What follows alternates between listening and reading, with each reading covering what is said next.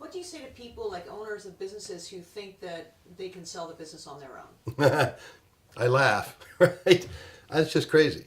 I mean, the simple fact of the matter is selling a business is an extraordinarily complex undertaking. It takes an enormous amount of time. On any given transaction, we'll talk to 2 to 500 potential buyers. It takes a lot of time. We'll work through a qualification process with them.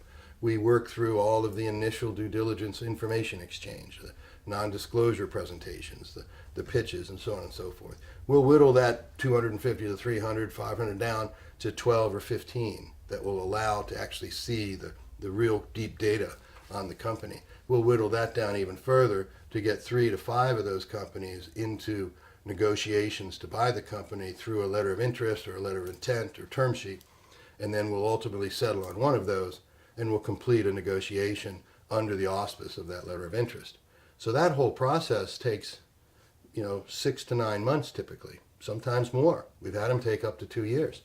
And it's a committed effort. It's 100% time.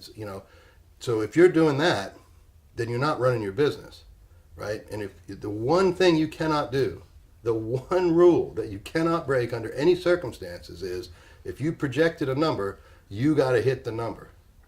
Whether it's revenue, earnings, whatever your KPIs are.